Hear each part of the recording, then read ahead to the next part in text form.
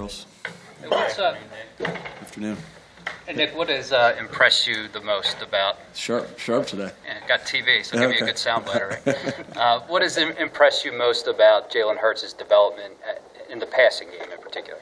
Yeah, again, just the way he's kind of seeing the field right now. You know, he's identifying what's coming and he's knowing where to go with the football. And then his accuracy has been really outstanding. So I think his numbers speak for itself as where we are at this point in the season, and he's been on it. So it's that development that you always want out of every quarterback, is to see it faster, to get the ball to the guys that the ball is supposed to go to, and the coverage that they're playing, and that it's an accurate ball. And he's continued to improve on those things. Nick, I asked Shane yesterday about Doug coming in here, Pederson, being familiar with so many of these players and their tendencies and stuff. Do you consider that any sort of tactical advantage for him? Well, I think that we're always talking about constantly improving. I think what we've seen here is, I don't know the exact number of guys that are still on the roster from when Doug was here, but Jalen to me is a completely different player than he was 2 years ago, and that speaks volumes to Jalen. Of course, but him knowing some, inside information on our players, of course, that's an advantage, just like it's an advantage when we find that stuff out too. And so, not anything that we have to, it's not like we're using the same words that they used here or anything like that, as far as, their defense having some tells that goes. But of course, Doug's going to know those guys and, know intricacies about some of those guys. But, a lot of them are different players and improved players from, just because they've gotten better each day. Nick, we always talk about quarterbacks elevating the talent around them. You're a former receiver. How much can receivers elevate the quarterback? I think it's both. I definitely think it's both, and I think it's that's why it's the greatest team game, right? And the quarterback can't be all he can be if the receiver's not all he can be, if the O-line's not all they can be, like all those different things. And that's been a constant message of what we've been talking about here, and I'm alluding to everybody, right? Is the whole thing of I am because we are, right? And it's like the accolades the guys are getting, each week. With Brandon Graham, getting the defensive player of the week this week, right? Like that doesn't happen unless the cover, Brandon obviously had great individual play, but then the coverage was really good, right? And we won on first down to put him in a third down scenario, and so it's like, yes, the quarterback can elevate everybody, and so can a good offensive line can elevate everybody. A good receiver can elevate everybody, and so that's why it's just such an ultimate team game. And I think that's what's pretty special about this game. Is it ever difficult to accurately judge your tape after a win, specifically making sure you don't look at it through kind of rose-colored glasses? Yeah, no, I don't think that. I think that, man, you guys have heard me talk about Coach Karras plenty of times, Larry Karras at Mount Union, and there wasn't you came in there every Monday and knowing that this is what needs to get corrected. You don't look at it with any color glasses. You look at it with the standard is what it is, and did we meet the standard or did we not meet the standard? And first, that conversation first happens. And if you live that world, then it doesn't matter what the results were. You're just working on how you get better from that. And so that standard is not just us as coaches saying that to the players. That standard is also us as coaches holding ourselves to that standard first. You can't go through the grind of saying we're going to get better every single day and not hold yourself to that standard on offense as coaches first. And so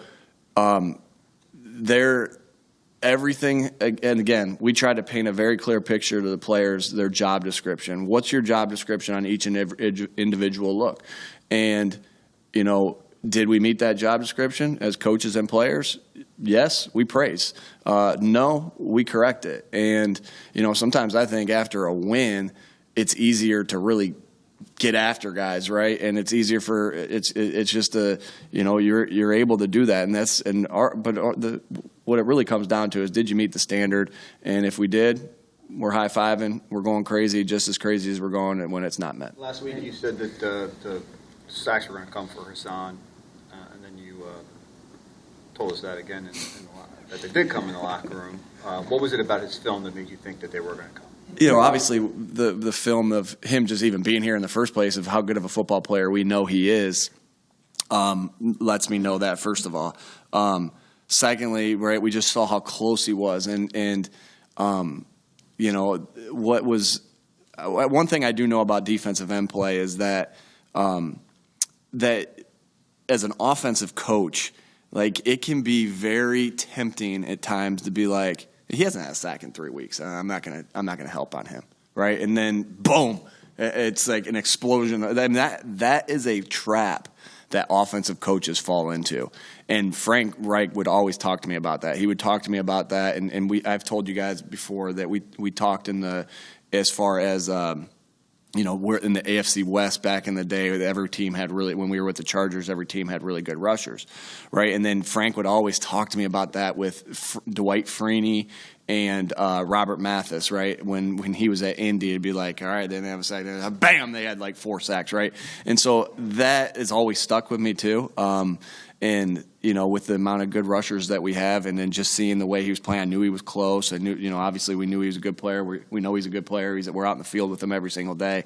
And it's just, sometimes that's the tendency of, that happens in this league with good rushers. Nick, it was kind of unusual. You guys didn't get the running game going at all on Sunday. It's been rare around here the last couple of years. What did you see watching the film? What was happening there? Again, they did a good job. I thought they did an outstanding job of doing some different things on the front that made it difficult. They have good players, and so again, you go into each game with an idea of what you want to do, but that shifts and that changes, and so it was muddy a little bit, right? It was tough, and give them credit. And we got to put our players in better positions to be able to do what we want to do in the run game. But that did open up some things in the pass game, and then the game kind of shifted there to what our emphasis was. And that's a sign we're going in the right direction, that it can shift in the sense of, all right, they're stopping the run, go to the pass. All right, they're stopping the pass, go to the run. Okay, they're stopping this, go to whatever it might be. And so I thought that was just a good job by Shane and the offensive coaches of shifting the emphasis of what was working. And but as far as the run game, it was good credit to them, their defensive coaches, and their defensive playmakers. Nick, what have you done and said this week about the second half scoring thing? Like I said to you guys earlier, it was like we played pretty opposite of what we did in the game before, right? It felt like we took our foot off the gas a little bit, and in the Minnesota game, and that's me. That's nobody. That's not Shane. I'm not. That's me. And then in the next game, sometimes it's a natural reaction to do the opposite of what you didn't think went well the last game. And so we were super aggressive. So a wise man avoids all extremes. You don't want to be extreme in anything you do. You don't want to take your foot completely off the gas. You don't want to go super aggressive to try to put the game away. You want to just continue to do what you did well, understanding that the defense is going to adjust. And so all the things that we've talked through all those things. We know we had to be better in the second half, and obviously that starts with coaching. It's the nature of coaching changes that most new coaches take over for guys who lose, and they try to change everything and whatnot. It was a different situation here. How did you navigate that, especially with leftover, or I should say holdover staff versus players, people of that nature? Sure. Yeah. I mean, we went through our process with everything as far as, okay, let's go through the staff process. We knew how good I knew how good of a coach Stout was. And TJ Pagnetti and Roy. We knew how good of coaches they were, and we wanted to keep them on staff. And then as far as the players, again, it's the same process there. But knowing that Howie had a good feel of every player, right? Who was here, and that's just that communication of,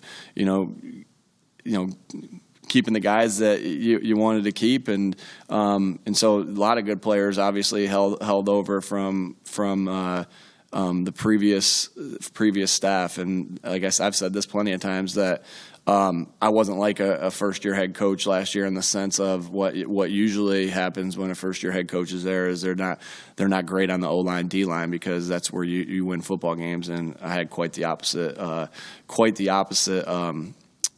scenario as a first-year head coach.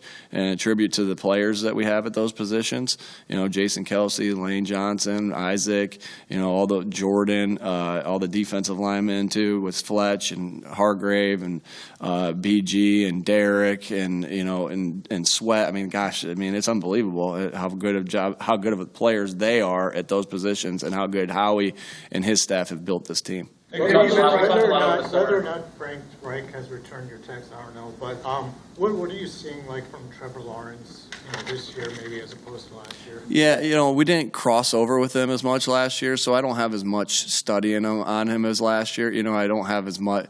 Obviously we looked at some this year of last year, but you see a guy that was picked first in the draft for a reason, right? And he was the biggest talk, right, last year coming out of Clemson, and for good reason, right? He was a heck of a football player, had a great college career, and he's showing all those things now. He's a really good football player, and you saw some of that too.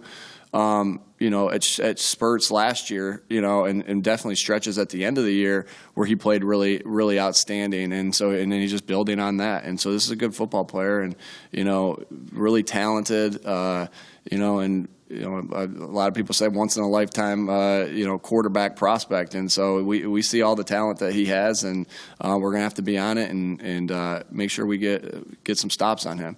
We got time for one question. Right? Thank you. Yeah, of course. Just looking at the national narrative, right? You guys are 3-0, one of 2 undefeated teams.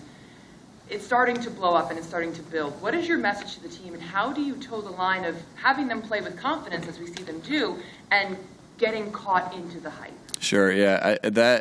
That's something when you're concerned about getting better every single day, and your sole focus is how do I get better? How do I get better? How do I get better? How do I get better? It is easier to block out noise, whether that's people telling you how good you are or people telling you how bad you are.